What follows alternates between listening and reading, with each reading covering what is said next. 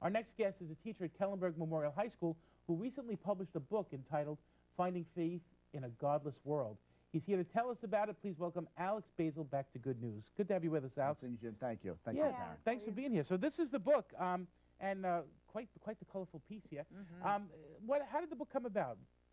It actually, I had a discussion one evening with my brother-in-law, and he was just getting ready to retire from the police department, and we found out that he was actually doing some writing. He was working on a screenplay, and it was really about like Irish history. And he kind of challenged me, and he said, "I think you should write something." Wow. I said, "Well, I don't know. I haven't really thought about writing. You know, we all went through the college days, and you know, you had to write certain things." So I said, I really don't know." He said, "Well, find something that you're passionate about." And I guess being in the God business, everyone always asks questions about, you know, faith, about God's existence, and people would always ask me, especially my students, "What made you believe?" And I would say it's my Catholic faith that really gave me the inspiration to believe. So this is really how it evolved, and I didn't start out for it to be a book. You know, 20 chapters later, this is what happened. Now they tell me, were you a graduate of Kellenberg or no? A Chaminade. Chaminade graduate, and now you teach at Kellenberg too, Yes. right? Isn't that great? So you kind of That's wonderful. You stayed there, and you've been at Kellenberg. How long have you been? This is my 13th year. 13th year. So you've been. I mean, this is pretty much your career has been Yes. there so far, right? Yeah. Before I owned a deli before I came to the teaching world. Why and, would you give up a deli? I love oh, never mind. But it's been a great transition, and the preface was written by Father Tom Cardone, good friend and a mentor, and it's been a wonderful thing, you know, just kind of taking the faith, you know, to a new level, which is a wonderful thing. And what I like about this book is it's a book that's geared not just to young folks necessarily, right? I mean, this is a book anybody can pretty much benefit from. Yes, people who have read it have said, I mean, my style is very straightforward and almost like sitting and having a conversation. The kids who have read it have said, it's almost like sitting in class with you, and for my friends and other people, the feedback has been it's like sitting on the couch and having a conversation about God. Yeah, That's I was nice. able to flip through it a little bit. There are a lot of really good stories. It's very easy to read. It's interesting, really interesting. And one of the other things I like that you added to this book is that in the back there's questions for each chapter, and it's not like a test questions. It's questions like for reflection and discussion. So like in the parish, if you wanted to do this like with a parish group, this is a great way to do this. Like, you know, first of all, land him to go speak in your parish and kind of drum up some business. And then if everybody reads the book, I mean, it's wonderful. There's a lot of really nice questions that add to a discussion. I mean, was that your hope ultimately with this too? Just to give people a little guidance for reflection, some time to sit and think, you know, almost to read a chapter and to go to the back of the book and say, you know, all right, now how can I apply this to my faith? How can I make God more of a presence? Because as we know, the obstacles are incredible today, and there's so much distraction. So to just kind of tune out for a little while and focus on God. You know, one of the things I think that's it's a tremendous misnomer is that you get rich writing a book, you know, because like I have 2 books and look at me. So like it's not about that. There's got to be like a passion. There's got to be a reason. Like how did you actually physically write the book? Because I know for me, like I had to literally schedule it in. I was like Tuesdays and Thursday nights I write. And that's the only way I could get the thing done. Like, how did you figure out how to get it into your life? I'm not a tremendous TV person. There are shows that obviously, you know, that come, you know, during the week, and that I say, but TiVo is such a great thing. It's like you said your thing. And so I say, well, as I, you know, sit there on the couch at night, if I have a little outline, I sit and write. And I do, you know, something that might be on my mind, and I see where I can fit it in.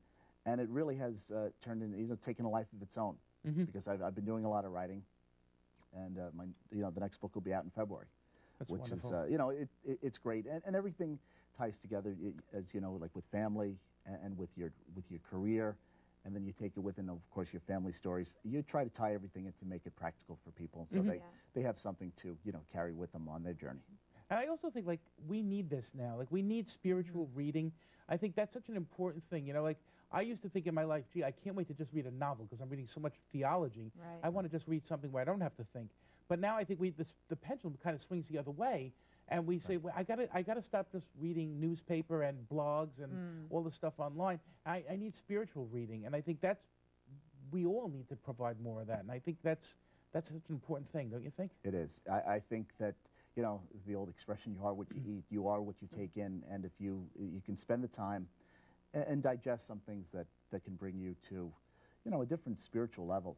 It's so important. Mm-hmm. I wanted to know what the next book is about. Is it similar to this one? It's called Lessons from the Master, Living Like Jesus. And, I spend all day telling people, listen, you don't really need to look any further than Jesus Christ to understand how to live.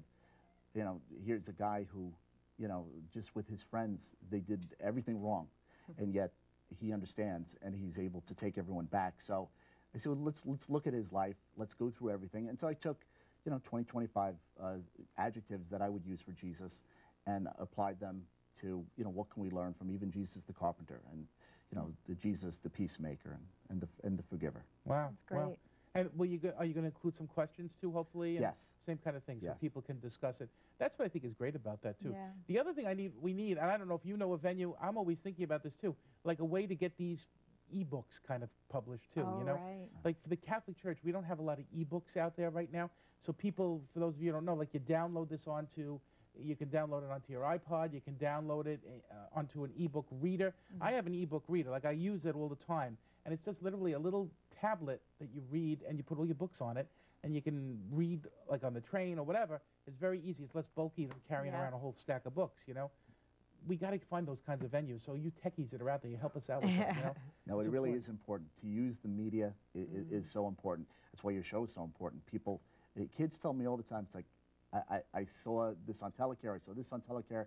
You would think that a 16, 17, 18-year-old, but it's so important, and it's like a magnet. People watch, people want Christ, they want God in their lives, and they're looking for answers. And that's why, whether it's through the iPod, through downloading things, we use any way we can, and that really is important. To get the message out there, yeah, it's such an important thing. And I think, again, I go back to what I said originally, Alex, I really think there is a thirst in this world for spirituality. People, money's not enough, prestige and power's not enough. Right.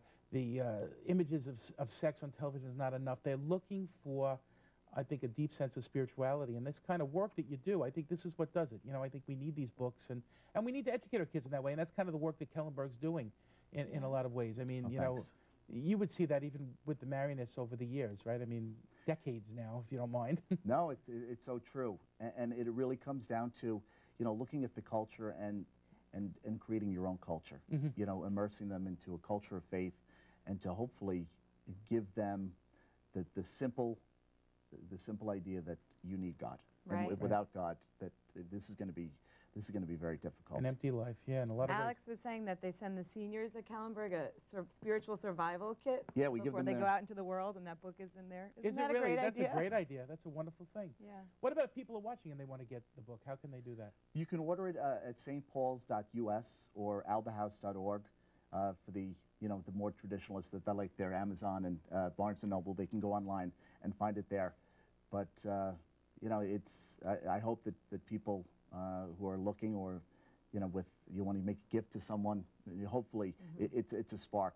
I always found, and this is the Marianist philosophy, it's a gentle leaning. To bring people to God, it can't be, you can't be the hammer. Right. It's got to be a gentle thing. So, exactly right. Hopefully through a gentle conversation, we can find God. And that's really what that is. That's the hope. Well, Alex, thanks so much for being with us today. Thank you both. Appreciate it. It's a great book. It's a great book. And again, anything we can get our hands on to help us get closer to Jesus, that's the kind of thing we need in this world. It's such an important thing. So we're going to take a break. We'll be right back with more good news right after this, so don't go anywhere.